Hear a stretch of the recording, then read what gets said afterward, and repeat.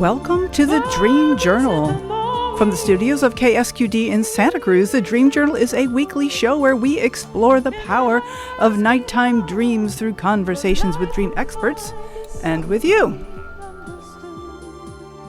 So there's no those vital minutes, time is keenly found. We are not alone, water over stormy. In the words of Carl Jung, who looks outside dreams, who looks inside awakens.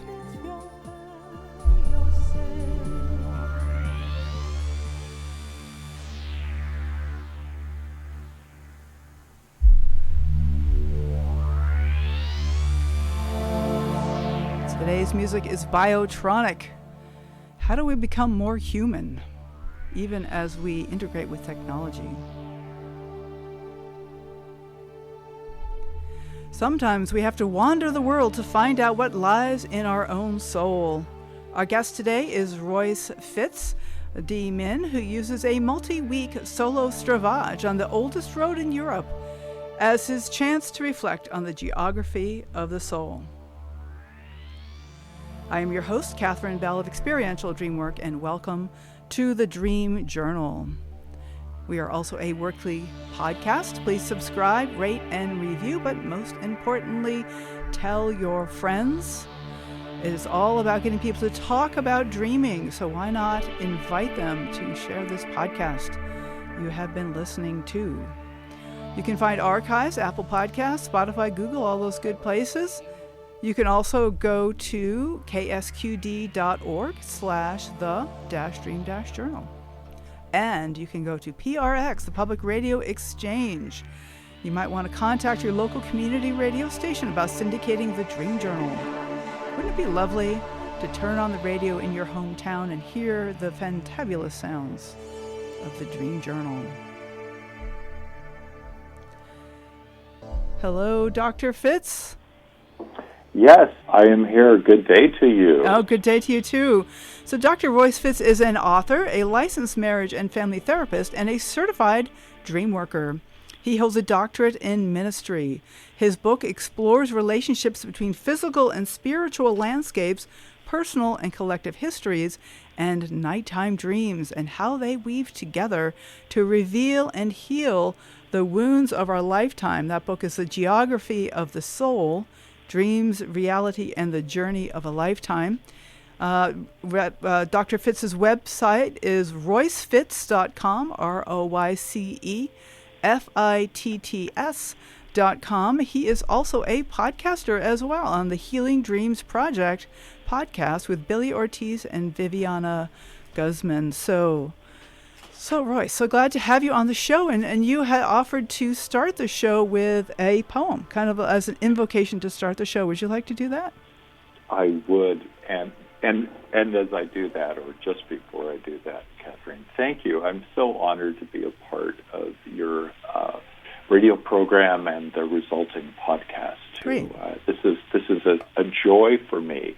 Yes, I was in Germany doing an assignment as a military family life counselor, and I was also writing this book. This is 4 or 5 years ago, and I was meditating and feeling the heaviness of the book, as also along also with the work that I was doing, and this poem emerged, and I want to share it. Yeah, thank you.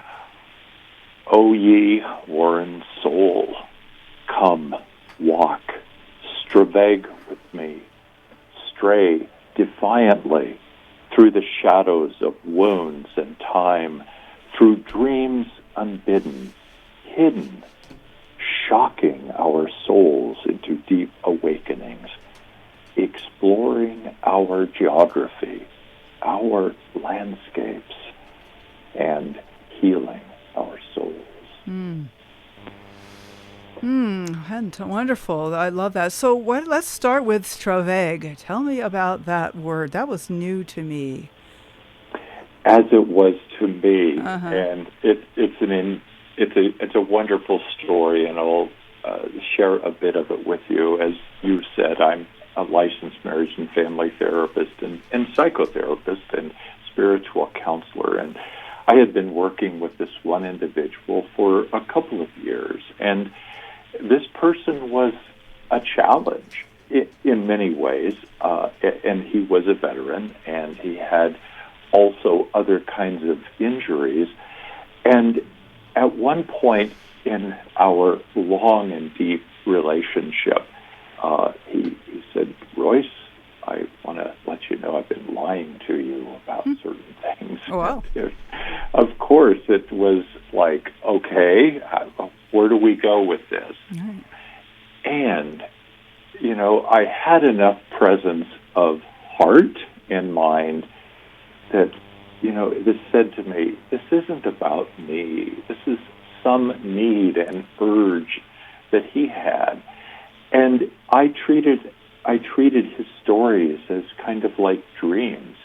And as we all know, dreams don't make sense. Right. And they're oftentimes confusing. And so he and I worked that out, and he continued working with me. I wanted to continue working with him, and he was very endearing, very well-read.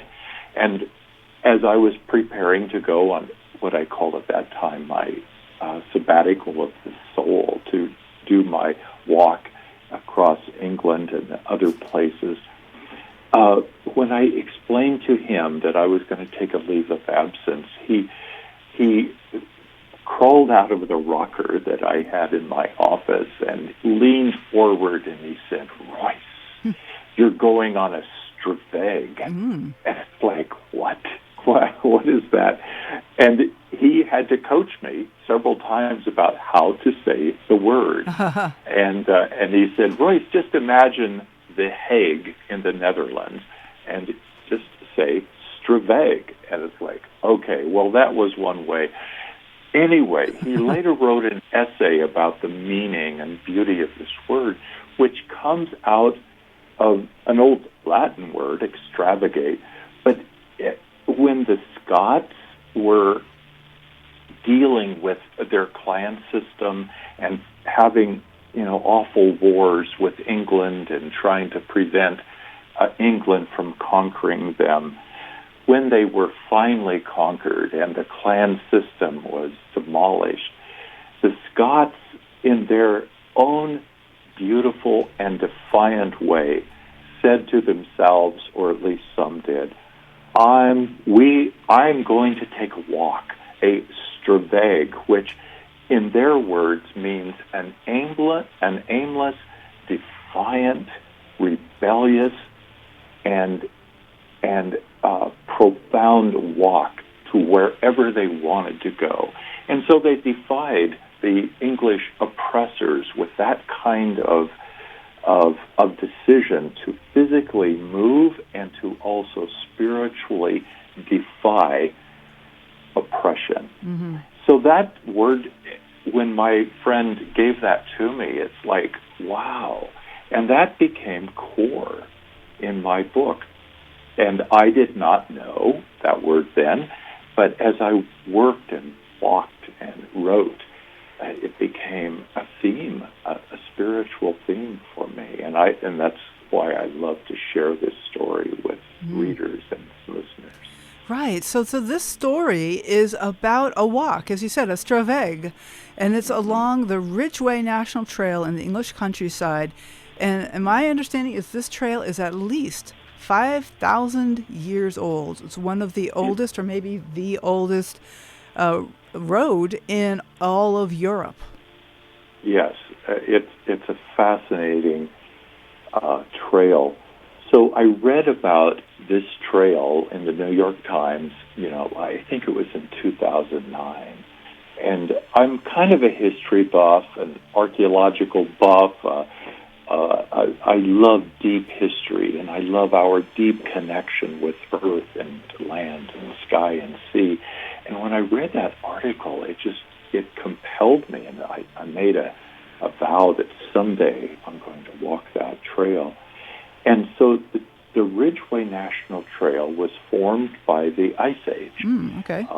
And probably around 10,000 years ago, as the ice was melting, and it had finished carving various parts of the earth across England, it left this ridge.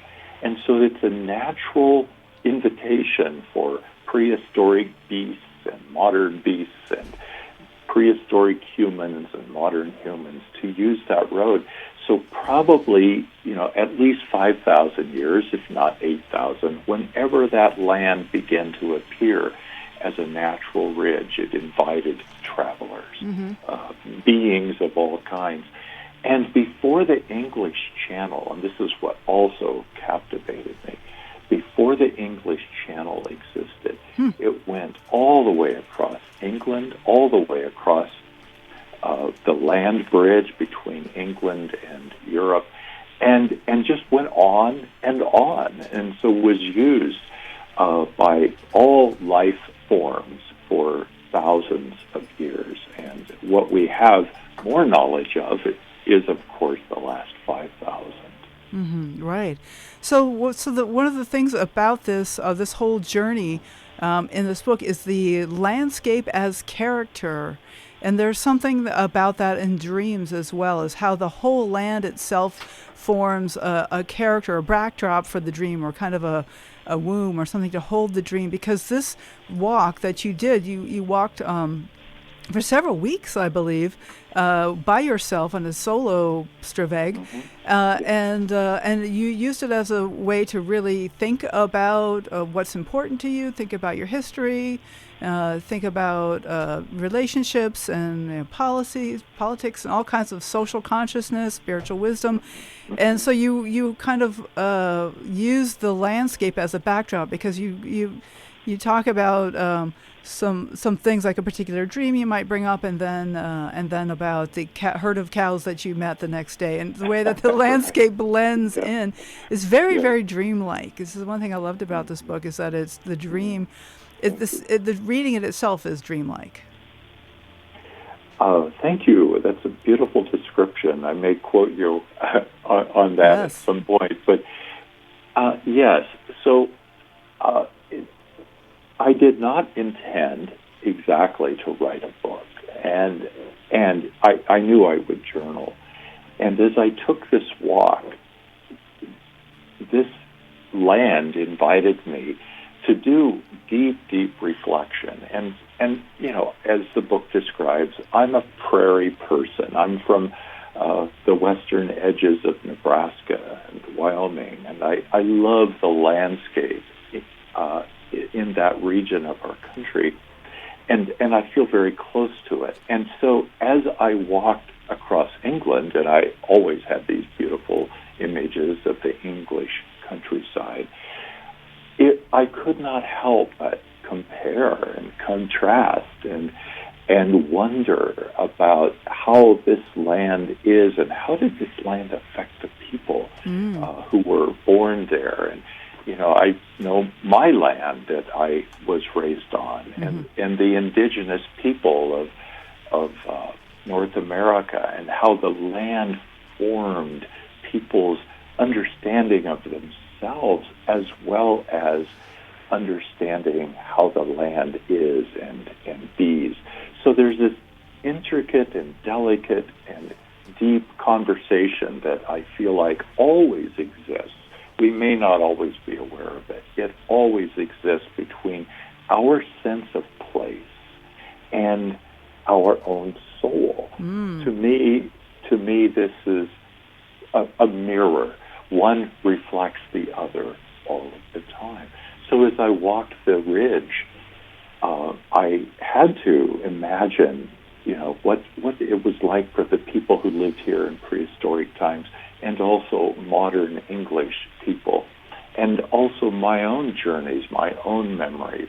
And so weaving that together, I don't feel like I consciously sought to do this. I felt like it was, as I say in the book, sometimes a not yet speech-ripe experience. Sometimes a not yet speech-ripe experience. I love that. Yeah.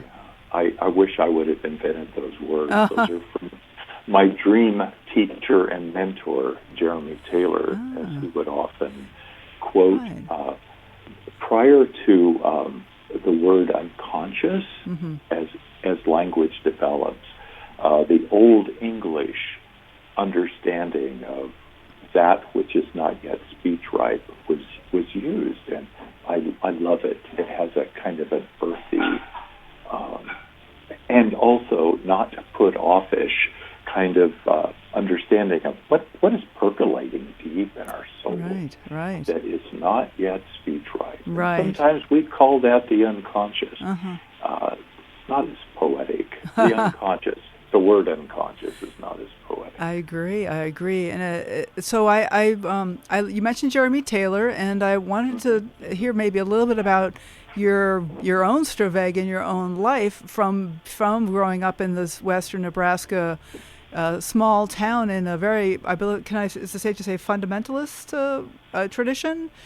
Yes. And then even became a minister yourself in that tradition, and then slowly started to, or maybe suddenly, maybe say a little bit more about that transition and starting to tune into, really just how you got interested in dreams. That's the simple way to say it, I guess. Yes. So, again, being raised in small town America, and there's so much that I love and value about that kind of close connection with other humans and also the land, and feeling very vulnerable to the land, being raised on a farm, and my family goes back on the farm and ranch side. So there's been these generations of people that have been influenced by the land. And also, yes, I was raised in a very conservative Christian movement, as it was called at that time, and still does call itself that. And there's so many variations when you use the word fundamentalist, Catherine. It's like, there's so many different brands, and what is that? And ours had its own uniqueness, somewhat believing in the inerrancy of Scripture, and at the same time having some conversation and dialogue about, what is the end of the world like? And, if you get into those circles, it's like they have these big debates. The point is, though, I didn't have much room to strah-vegg about who am I and how do I walk in the world and how do I live out whatever kind of faith that I have. It was a very narrow definition. So, as I reflect on this now, the word strah-vegg, this defiant, somewhat rebellious urging of trying to find out how to create meaning and beauty. And what does that mean if seeking meaning and beauty has strong disagreements with a certain kind of faith brand that I was given. And so I don't know where all of that came from. In some ways, I think I inherited a kind of deep introspective understanding from some of my relatives, especially my mom, who was raised in the ranch country there in north central Nebraska in the beautiful sandhills. And so those were kind of invitations that were oftentimes suppressed. Like, okay, we don't ask that question, we just have to trust. Well, I began to ask the questions as I matured and got my education, and also I was affected by the landscape of our nation at the time. I was raised during the Vietnam War and political turmoil, and so those challenged. And again, the concept now that I use is strah-vegg, how to walk in a way that is thoughtful and deep and carries paradox of the yin and yang, the opposites of life. How do I make sense of that, and how do I take responsibility to try to create meaning and beauty and adventure along the ways of healing? So, all of these things are a deep part of me. And this is what I want the reader to imagine for themselves. Not everybody is going to go on the Ridgeway National Trail. Everyone, though, is called to create meaning and beauty and to take steps in their own strah-vegg. Right. Yeah, I love how that becomes a spiritual journey. Like each individual person has a spiritual calling, and there is a certain wandering that happens as we go through our life. It is not a straight line from A to B or birth to death or whatever it is. And there's ways that we're called. And so how did the dreams work for you? You say a lot about dreams. You quote quite a few of your own dreams. And Right. is there like a pivotal dream along the way that you'd like to share? Well, you brought up one of my favorite dreams just a second ago when you said, "Here's Royce walking along the Ridgeway Trail," and the ridge. Well, just to explain this, in England, for the most part, and also in Europe, there is this tradition and also law that's called the freedom to roam. Mm-hmm. So as long as you behave as you're walking these trails, you're allowed to go through private property, pastures and farms and other areas that make up the beautiful English countryside. So one day, as I was walking across this beautiful meadow, I came to the gate of this large pasture, and over beyond the gate, there was this group of dairy cows, and so it's like I open the gate, and they're right on the trail because they own this trail. Humans yes. don't. Huh?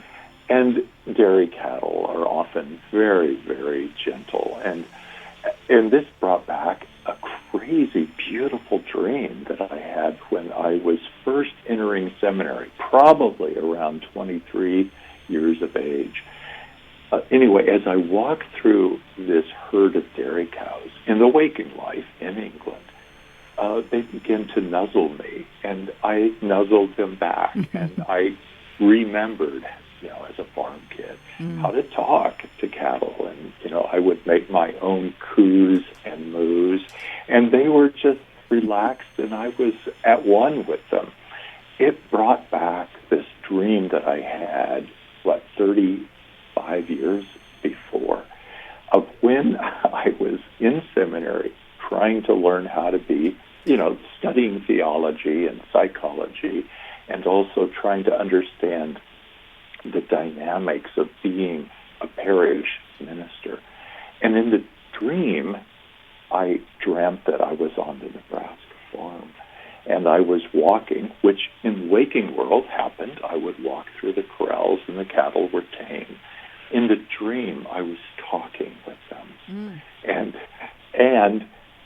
as I was talking with them, they were talking back, and so we had this beautiful conversation.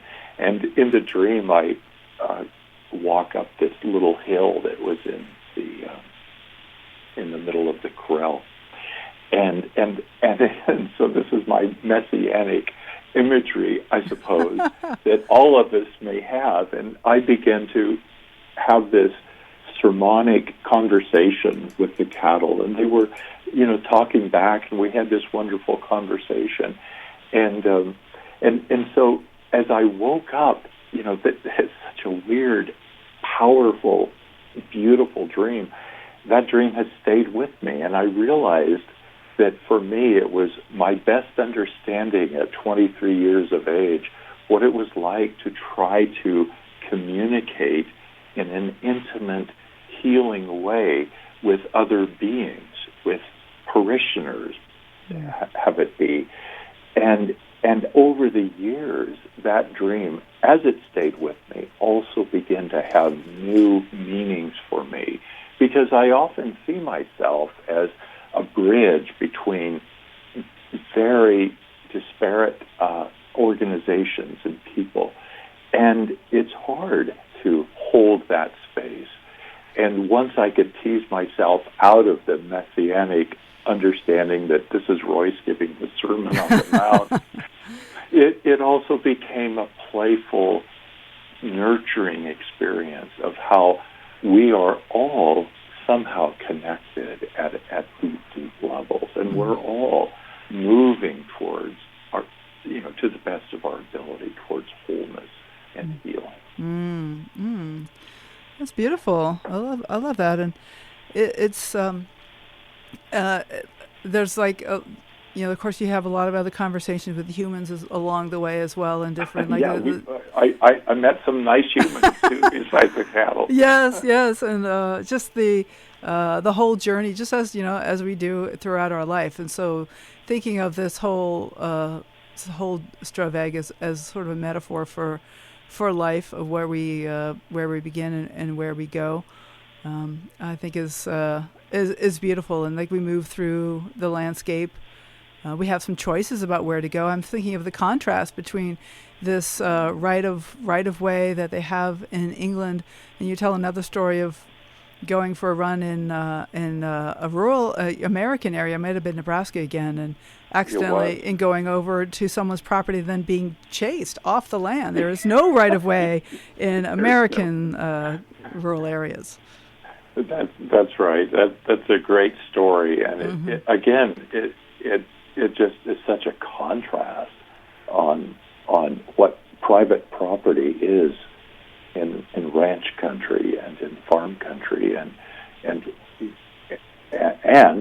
the feeling of threat and what ownership looks like here. Oh yeah. And you're right. I was chased off, and these were people I kind of knew, not well, but I kind of knew them, and it just shows the whole attitude that sometimes forms about land and about ownership and about how we live and move as in relationship to each other.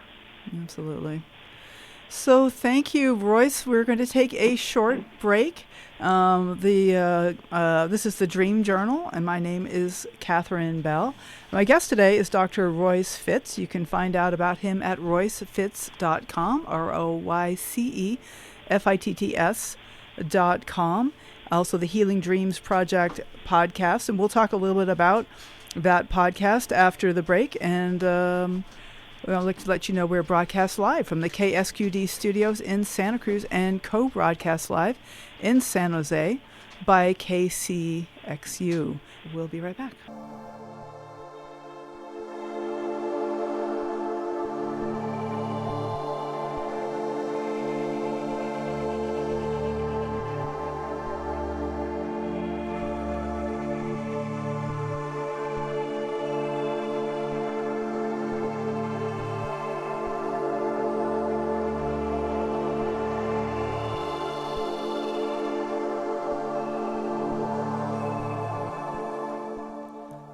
Welcome back to the Dream Journal.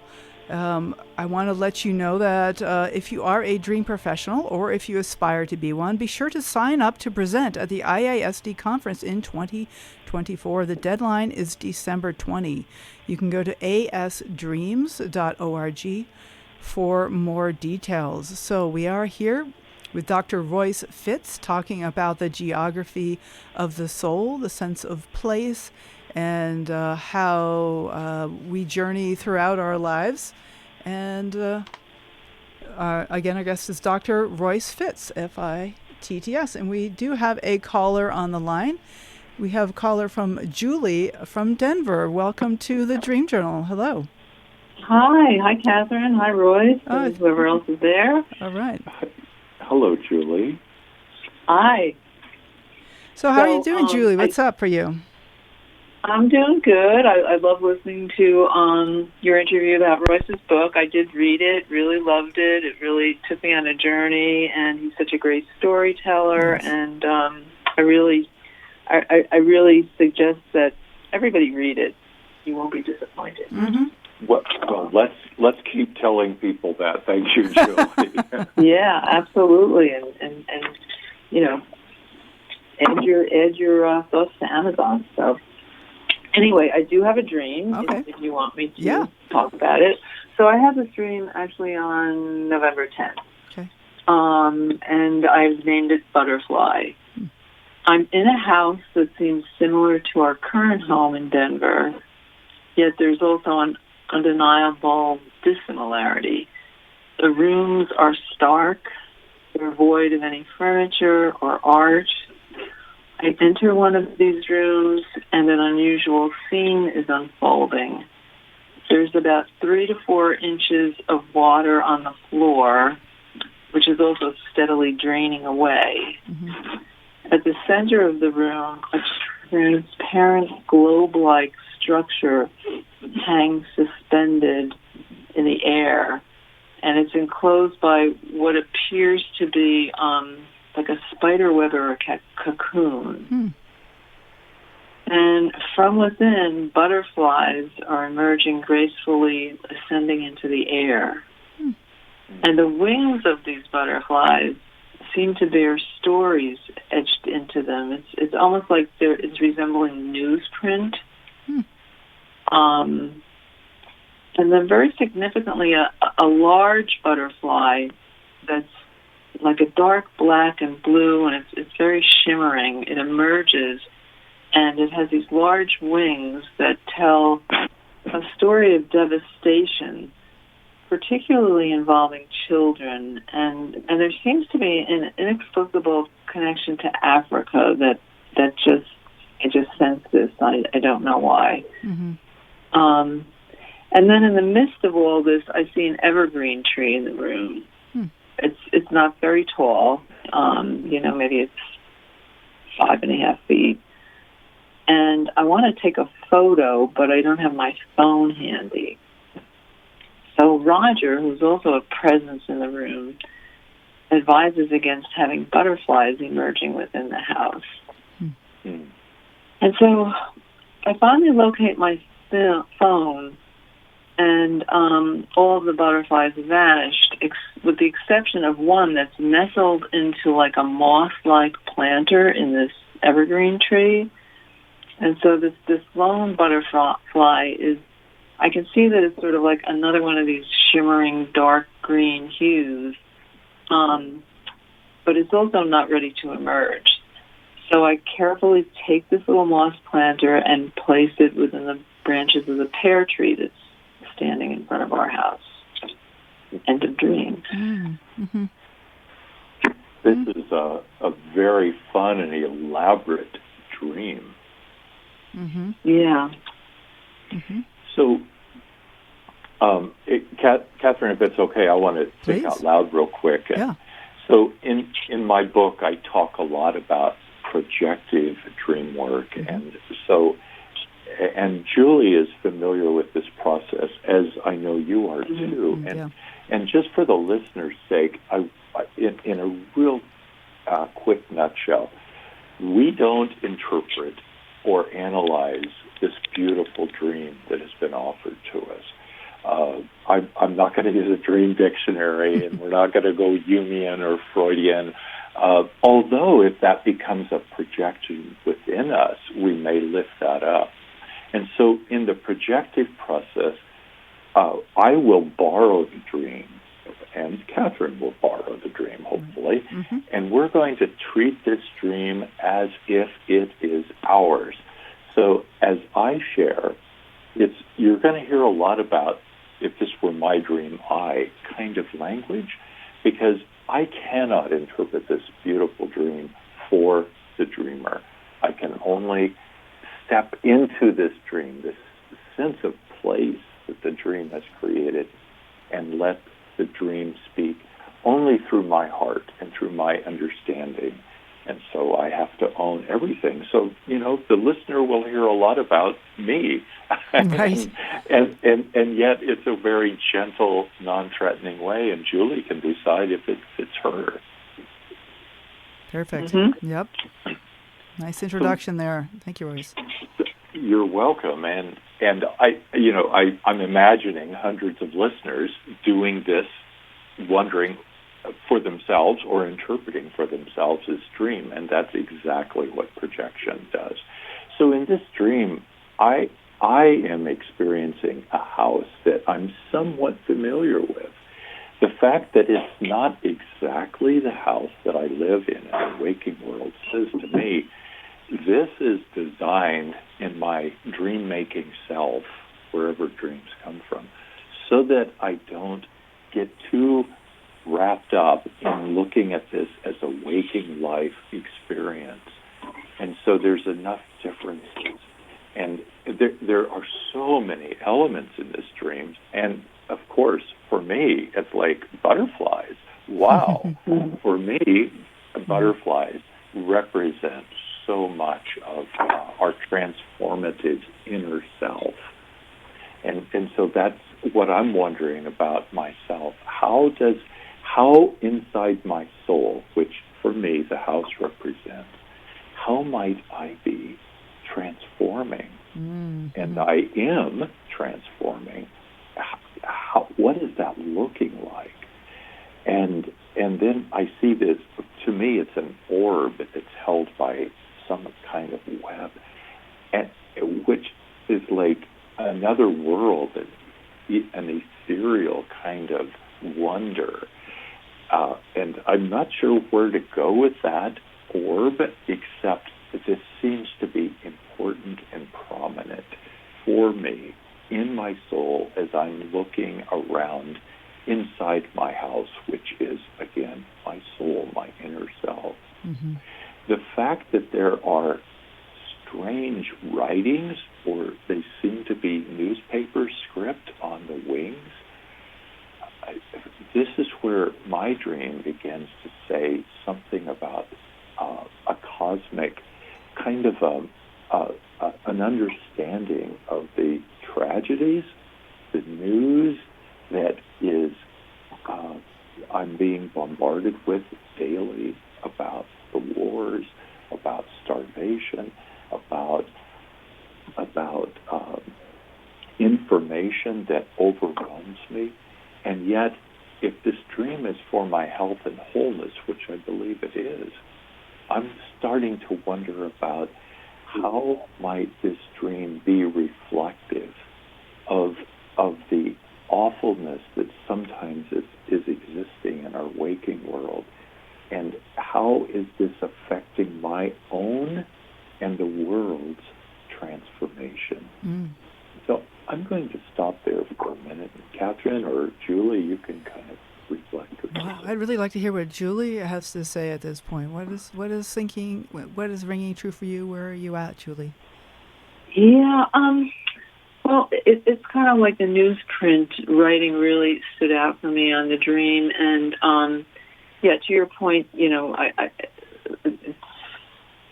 Royce, I agree that, it is almost like this cosmic understanding of this tragic news. Even though I really try to buffer myself from that stuff, I guess you can't really, Mm-hmm. I mean, I don't watch the news and I barely read the paper, but it just sort of seeps through. And I guess that especially, at my age, I've always been somebody who looks within, but, just being an elder and all this stuff that's going on, I'm probably taking much deeper dives now than maybe I did when I was a little younger and had all these other things going on in my life. Right. Absolutely. Something the dreamer said that touched me is about my age and my fragileness as I age, and that is a difference. Also, I can't think of a more delicate kind of reflection of my inner self than a butterfly. There probably are. And yet I do feel like that butterfly is so beautiful and profound and transformative and delicate. And that's why I go back to this cosmicness about the dream. For me, there is such a fragileness in our world. Mm-hmm. And in a sense, in the dream, I'm called to do something because my my ego self, the part that I know is me in the dream, is also trying to help the one last butterfly, and that gives me kind of right. Absolutely. I'd like to say a few words, if that's okay, Julie. Please, yeah. Yeah, so this is beautiful. I really love this idea of the butterflies as transformation. That's how I see it as well. Like there's a way that when things are all emotionally turmoil for me, that I feel like I'm in the chrysalis, I'm in the goo, I'm transforming. I haven't emerged yet, maybe not speech ripe yet, as part of that, to bring back the earlier quote. And so there is something about these stories on the wings of the butterfly that seems beautiful and painful. And I want to have a lot of tenderness for this character, Roger, who tells me it's not okay to have butterflies in the house.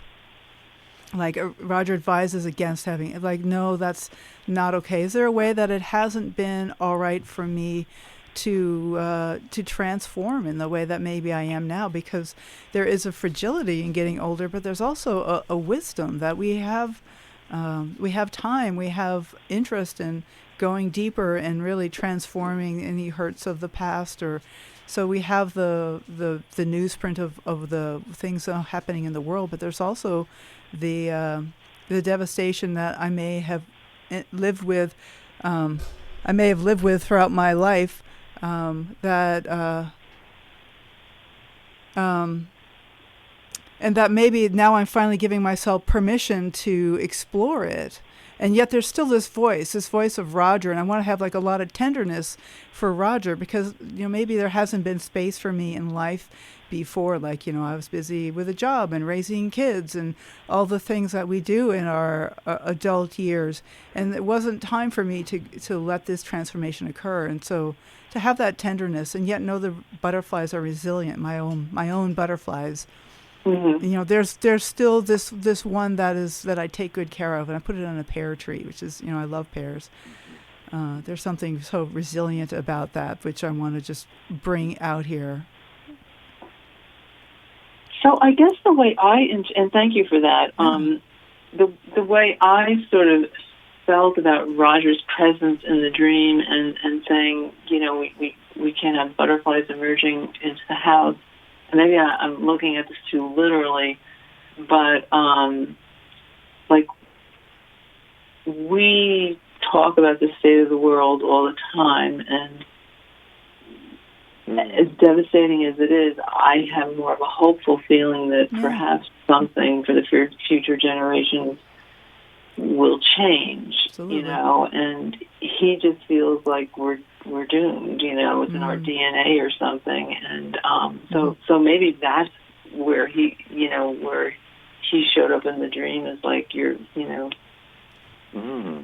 grasping. I don't know, Well, and then it's interesting because just last night I heard this very interesting podcast, and there was one part of it where the guy that was being interviewed, I think he's a sociologist, or I don't remember what his forte is, but the guy that was interviewing him, had this more hopeful feeling, and he feels like there's a lot of people that are really hoping for this transformation and stuff, and this guy was sort of playing both sides of it, and he said, and I played this to Roger because I found some merit in it too. He said, yes, this could be true, but it might not be true, and perhaps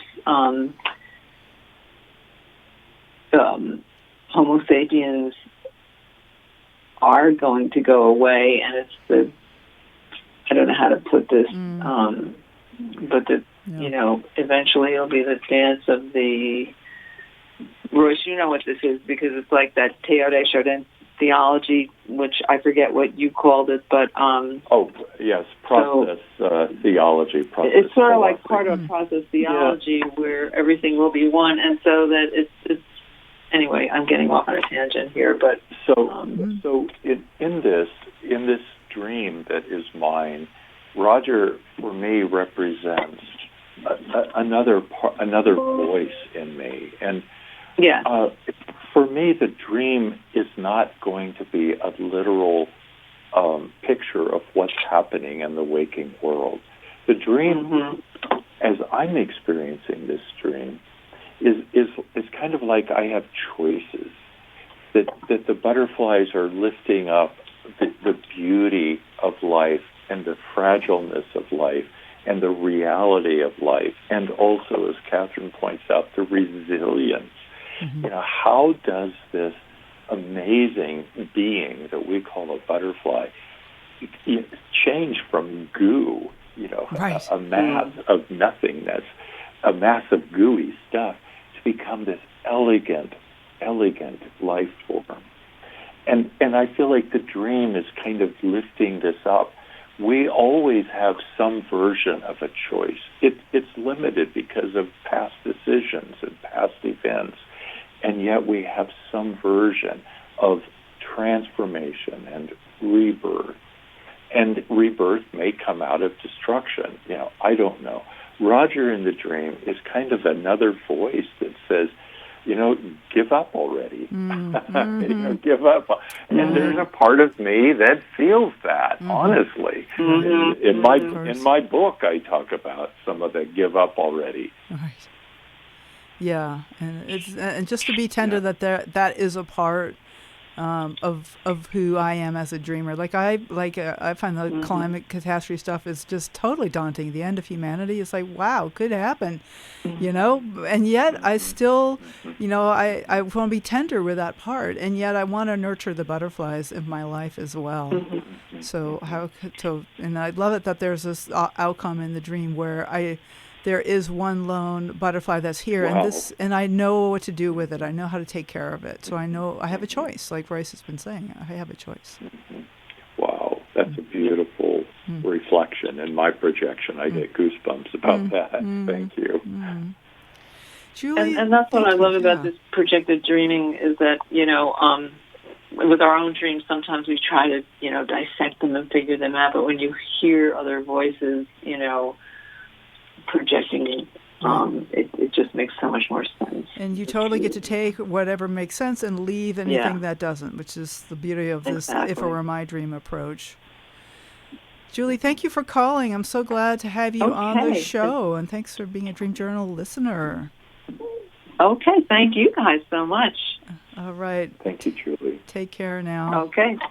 Take care. See you soon, Royce. Bye. All right. Oh, that was lovely to have that dream to explore, something very, very tender there, emerging. And thank you for making this a little bit of a projective Dreamwork group, because if we had a group of 10, we would have so many beautiful projections that come out of the heart and soul and mind of each of the 10. And for the dreamer, that would be so enriching, as well as for us who are borrowing the dream. Absolutely, and that's the power of Dreamwork, and that's one of the missions of the Dream Journal, is just to spread enthusiasm about dreams and to show the ways that we can work with them. Very simple ways, but very powerful at the same time. So, Royce, this is Dr. Royce Fitts, Fitts, RoyceFitts.com, and it's been so good to have you on the show. Royce's book is The Geography of the Soul, and you can find it in all kinds of places. How do you suggest people get in touch with you? Is your webpage the best place, Royce? That would be the best way, RoyceFitts.com, and the words Geography of the Soul of the title of the book is also a web page, but they go back and forth, so either way, but RoyceFitts.com is probably the simplest. Wonderful. So, Royce, I wonder, do you have any final words of encouragement, or anything you would like to read, or just in the last minute of the show, is there anything you'd like to finish with? Well, first I want to say thank you. This is enriching for me, as I hope it is for all of the listeners, and we all project whether or not we're using words. And this is a beautiful reminder, and when you said the projective process is simple, I cannot underline that enough. We don't have to go to years and years of school to understand dreams. If we understand ourselves and own that as we experience another's dream is really my own projection. And as we own projection, this helps to create empathy and communication and a deeper sense of relationship. I'm what I call a spiritual counselor, and I love to have these deep, long conversations with persons who are doing their work to the best of their ability to soul search and how to be in this world, like Julie's dream. We're covered with newsprint, and we are so inundated with pain and tragedy, and this is the way of the world.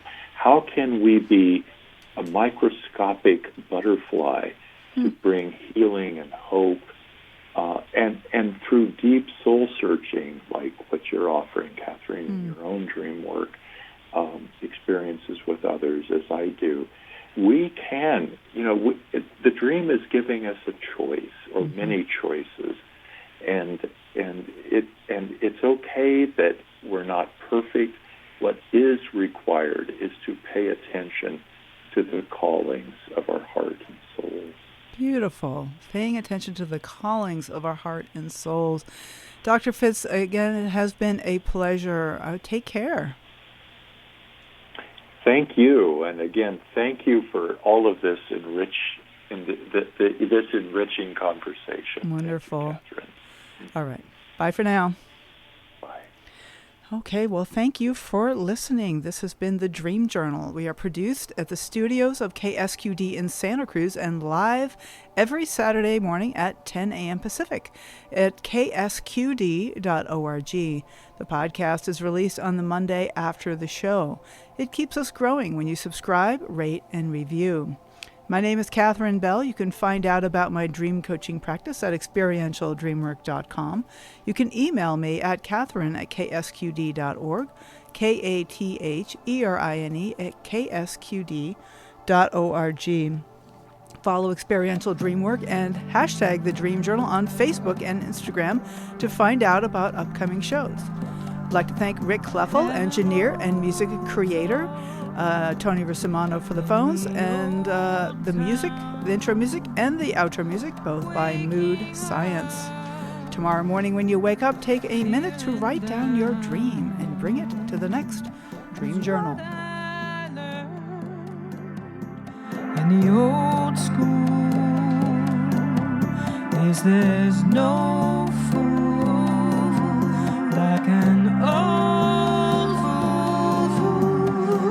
Make the most of the moments you've got. Time you spend can never be bought. Make the most of the moments you've got. Time you spend can never be bought.